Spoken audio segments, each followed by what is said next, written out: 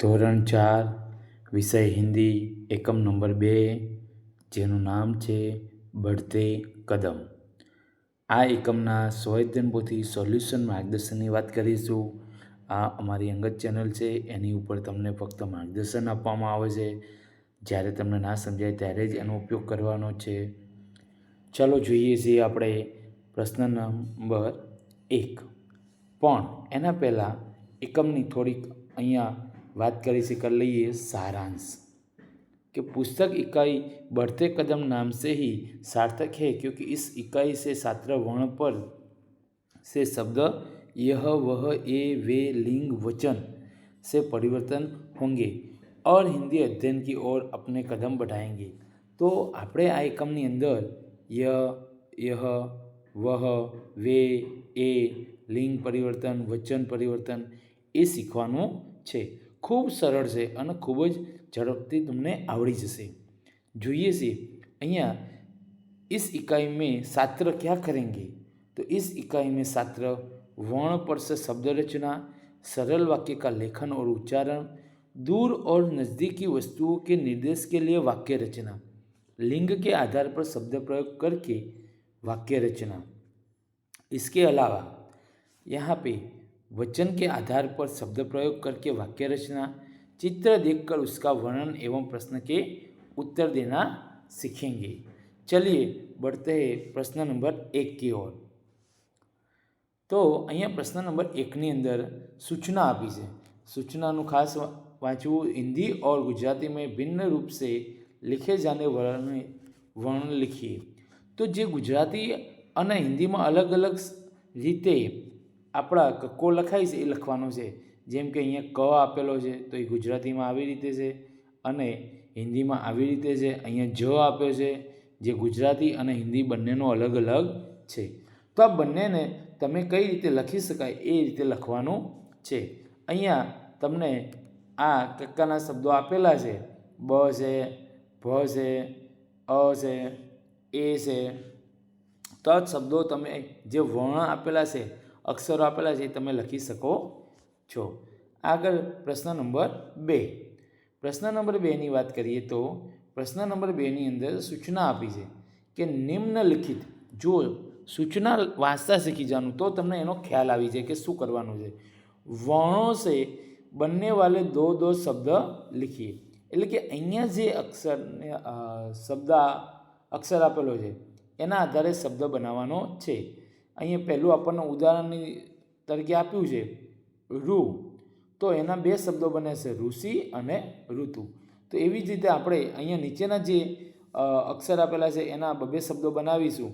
જોઈએ તો એમાં ક્ષ તો ક્ષત્રિય અને ક્ષમા, નંબર 2 જ્ઞ તો જ્ઞાન અને જ્ઞાતા, પછી ત્ર તો ત્રિશૂળ અને ત્રિનેત્ર, ત્યાર પછી શ્ર તો શ્રમ અને શ્રેય।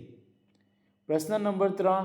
પ્રશ્ન નંબર 3 ની અંદર સૂચના છે કે उदाहरण अनुसार सोचकर रिक्त स्थान की पूर्ति कीजिए। रिक्त यानी खाली जग्या।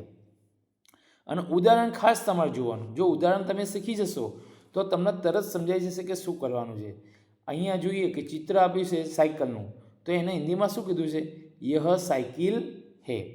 એવી જ રીતે અહીંયા બીજી સાયકલ એક બતાવી છે, એને શું કીધું છે તો કે વહ સાયકલ હે।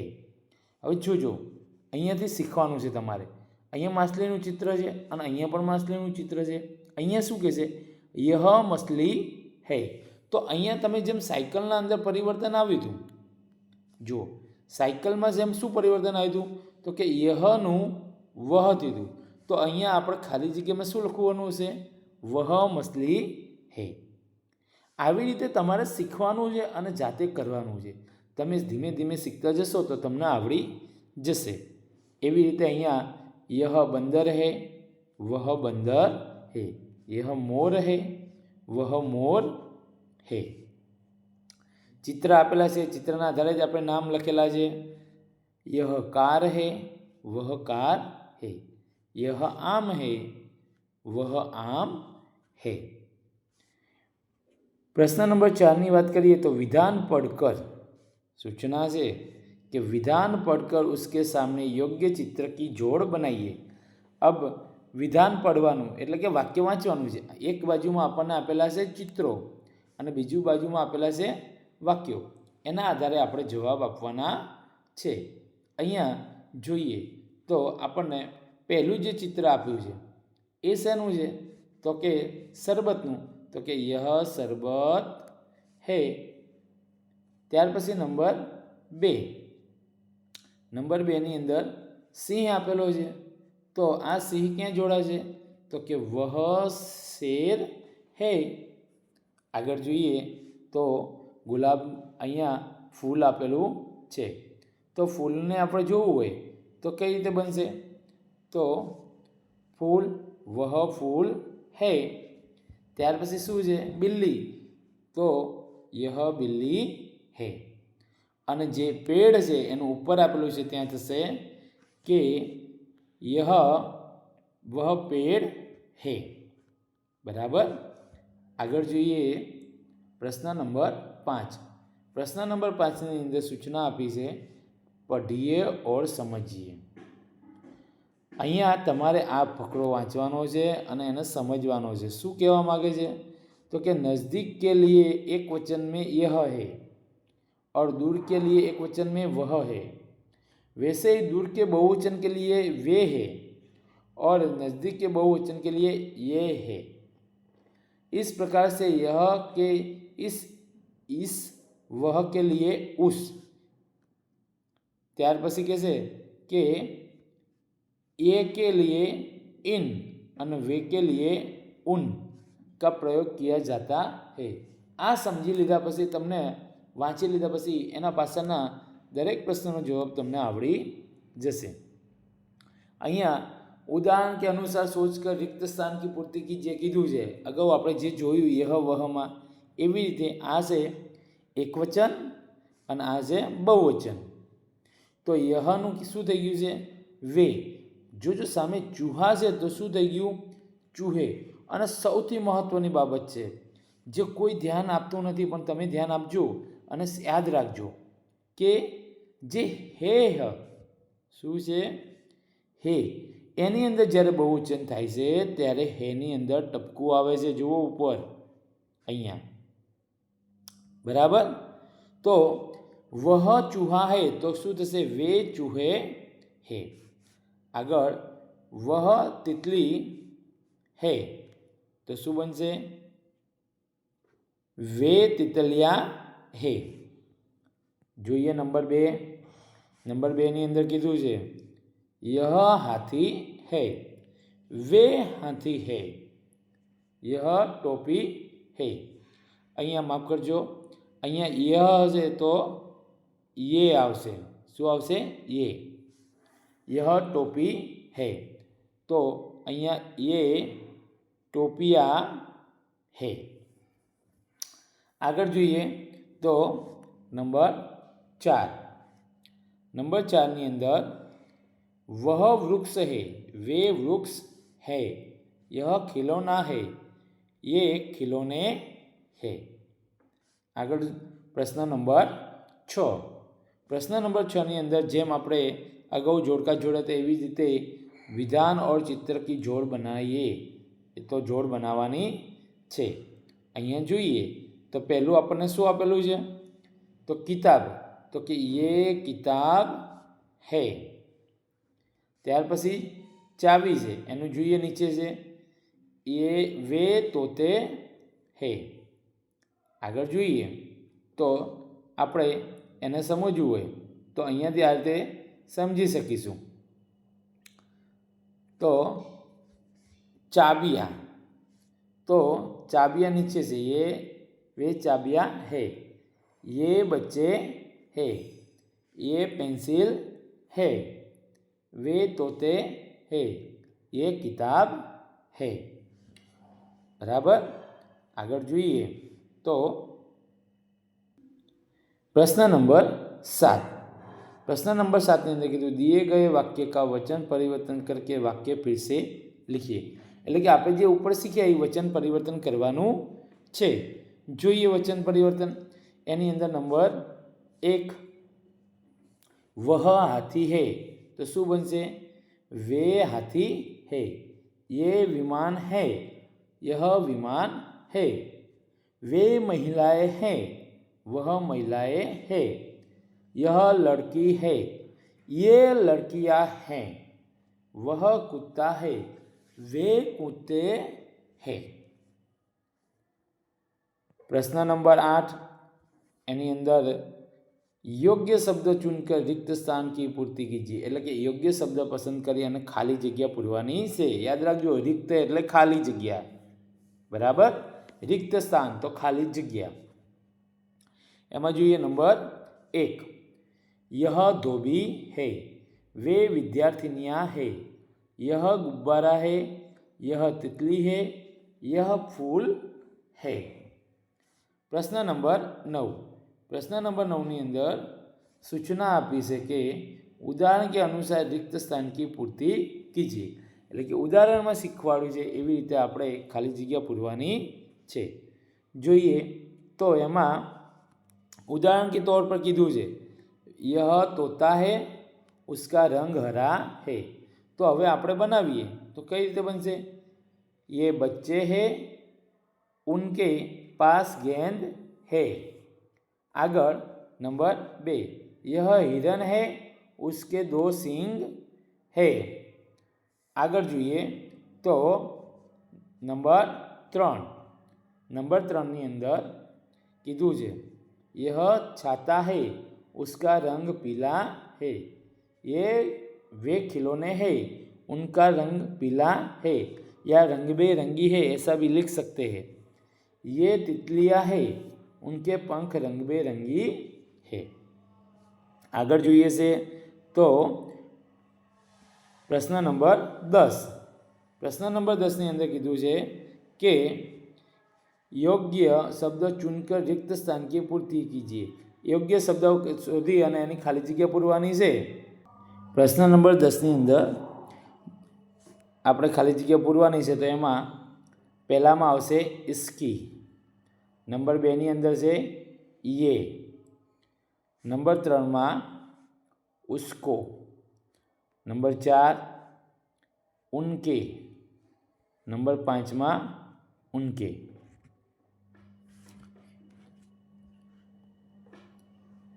આગળ જોઈએ તો પ્રશ્ન નંબર 11, પ્રશ્ન નંબર 11 ની અંદર કીધું છે કે ઉચિત શબ્દ ચૂનકર રિક્ત સ્થાન की પૂર્તિ कीजिए। ખાલી જગ્યા પૂરવાની છે અને એ પણ કેવી રીતે? તો કે આપેલા આ શબ્દો છે એનો ઉપયોગ કરવાનો છે। જોઈએ તો નંબર 1, मैं विद्यालय जा रहा हूँ ना આવે। અહીંયા ભૂલ છે, માફ કરજો, हम આવે। શું આવશે? हम। અહીંયા આવશે हम विद्यालय जा रहे हैं, बहुवचन છે એટલા માટે, બરાબર। આગળ જોઈએ તો નંબર 2, आप मेरे लिए खिलौने लाएंगे। नंबर 3, मैं पत्र लिख रही हूँ। नंबर 4, तुम घर जा सकते हो। नंबर 5, वह शतरंज खेल रहा है। 6 ની અંદર क्या आप खाना बना सकते हो? 7, मैं कबड्डी खेलूँगा। 8, हम शाम को घूमने जाएंगे। 9, आपने अपना कार्य पूर्ण कर लिया। आगे જોઈએ नंबर 10, वह दयालु व्यक्ति है। प्रश्न नंबर 12 ની વાત કરીએ તો प्रश्न नंबर 12 ની અંદર સૂચના છે કે રેખાંકિત शब्द का लिंग परिवर्तन करके वाक्य फिर से लिखिए। એટલે કે જેની નીચે લીટી કરેલી છે એવા શબ્દોનું આપણે લિંગ પરિવર્તન કરવાનું છે। તો અહીંયા જોઈએ, यह मोरनी है, ये लड़कियां है। वे शेरनी यहाँ है तो शेर है। ये आदमी है અને ये घोड़ी है, वह घोड़ी है। प्रश्न नंबर 13, प्रश्न नंबर 13 ની અંદર કીધું છે सही शब्द चुनकर रिक्त स्थानों की पूर्ति कीजिए। અહીંયા પણ આપણે આપેલા શબ્દો છે એને પસંદ કરી અને પછી ખાલી જગ્યા પૂરવાની છે. નંબર 1, વિમાન આકાશ में उड़ता है. मैं डर के मारे घर के अंदर छिप जाती थी. मैंने साइकिल की चाबी मेज के ऊपर रखी. नदी के पास एक मंदिर है. गाय के नीचे बछड़ा खड़ा है. જોઈએ પ્રશ્ન નંબર 14. પ્રશ્ન નંબર 14 ની અંદર કીધું છે કે ચિત્ર દેખકર પ્રશ્નો કે ઉત્તર લખીએ. અહીંયા ચિત્ર જોઈએ તો બાળકોને એક બગીચાનું ચિત્ર છે જેની અંદર બાળકો રમી રહ્યા છે, કોઈ દૂરબીનથી જોઈ રહ્યું છે, કોઈ વાંચી રહ્યું છે, કોઈ હિંચકો ખાઈ રહ્યું છે, કોઈ ચિત્રનું પેઇન્ટિંગ કરી રહ્યું છે.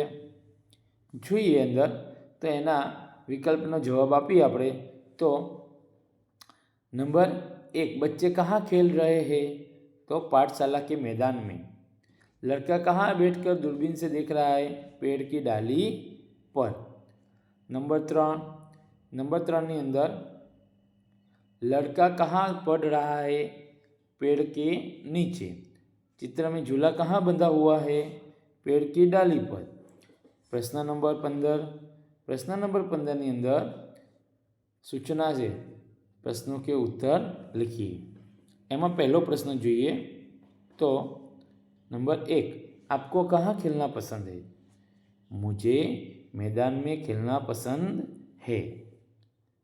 हम दूरबीन का उपयोग क्यों करते हैं? दूरबीन का उपयोग दूर की चीज़ों को देखने के लिए करते हैं. आपको कहाँ बैठकर पढ़ना अच्छा लगता है? मुझे अपने घर की छत पर बैठकर पढ़ना अच्छा लगता है. यहाँ आपको जैसे अच्छा लगता है वैसे लिख सकते हैं. आपका कोई भी जवाब होगा सही होगा क्योंकि आपके बारे में पूछा गया है. वैसे ही यहाँ भी आपके कहाँ खेलना पसंद है ये भी आपके बारे में पूछा गया है. यहाँ हमने हमारे बारे में लिखा है तो आप आपके बारे में लिखो. आगे देखते हैं नंबर 4. नंबर 4 ની અંદર आप मैदान में कौन कौन से खेल खेलते हैं? तो તમે જે રમતા હોય લખો. हम मैदान में क्रिकेट, कबड्डी, खो खो, संता कुकड़ी, नारगेल, पकड़ दाव आदि खेल खेलते हैं. नंबर 5, क्या आपको पेड़ पर चढ़ना पसंद है? क्यों? हाँ, मुझे पेड़ पर चढ़ना पसंद है क्योंकि पेड़ के ऊपर पक्के फल तोड़कर खाने में मज़ा आता है. અહીંયા इतना जानिए મેં કીધું છે એકવચન અને બહુવચન. આનું આપે લેખન કરી અને પાકું કરી લેવું જેથી આપણને કાયમી ઉપયોગી થાય. તો અહીંયા આપણું આ એકમનું સ્વઅધ્યયન પોથી સોલ્યુશન માર્ગદર્શન પૂર્ણ થાય છે. તમને આ વિડીયો ગમ્યો હોય તો કોમેન્ટમાં જરૂર જણાવજો અને આવા જ સોલ્યુશનના માર્ગદર્શન વિડીયો જોઈતા હોય તો અમારી સાથે જોડાયેલા રહો. અમારી ચેનલને સબસ્ક્રાઈબ કરો અને લાઈક કરો. આવજો.